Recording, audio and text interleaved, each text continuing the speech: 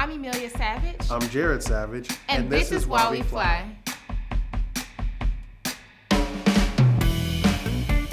I currently fly Piper Archers, I've flown Cessnas, Comanches, but there's so many other aircraft that I plan to venture into flying in the future. So I fly for the airlines, and I like to think that I use my airline flying as a way to do the flying that I really love doing, which is general aviation flying. I fly as much as I possibly can. I work in something that's completely separate from aviation. I'm trained as an environmental scientist and a public health practitioner. I became a flight instructor in 2019, and I've been teaching pretty much ever since. I grew up in Tuskegee, Alabama. I've always been influenced by the Tuskegee Airmen and their legacy. My grandmother lived right down the street from the Tuskegee Airmen's museum and right down the street from the airport. We always saw planes taking off, skydivers, and I was just always fascinated with planes and with the air. Someone who inspires me is General McGee. He was Tuskegee Airman, one of the greatest pilots probably to ever live. But for me, it's just more so how he handled himself after he got out of the military.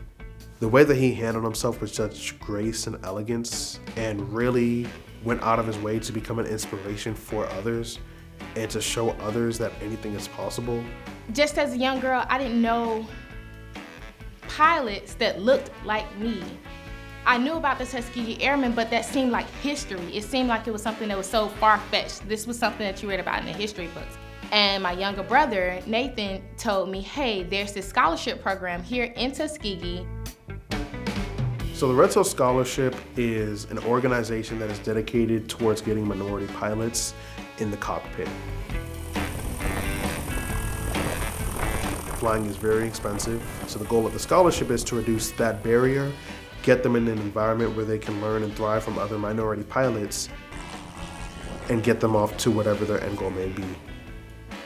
I applied, I got involved in the program, earned my private pilot's license in 2021, and it's just been life-changing.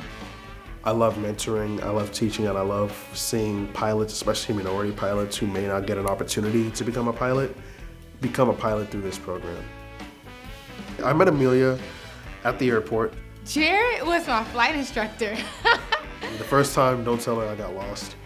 She did not know it. It's a funny story because while I was getting my cross-country time, we began taking trips together. We were flying, I think, from Panama City, and I set up a whole date for her. And I had an inkling that he liked me. Yes, I liked her, but I couldn't tell her that. And I was just like, I gotta ask this man. So when we got on the plane, she was like, Jared, do you like me? And I kid you not, this man looks me straight in my face and says, no. Of course I don't like you. I'm just dumbfounded. I'm like, what are we doing here? All of these trips. Yeah, that was pretty bad. He came to me after a ground lesson. It was a group ground lesson here, right here in this room, actually. And he asked me to stay behind. And he said, what if I had said yes? And then 2 days later, I asked her out. And now we're married. I love flying with you. I love flying with you too. My favorite part of aviation is getting to explore and to share it with other people who may not know that this is even possible. Aviation is so vast. There are so many things that you can get involved in.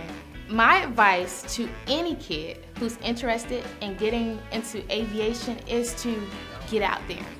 Start spreading the word to your parent, to your teacher, to anyone who will listen. Ask for help.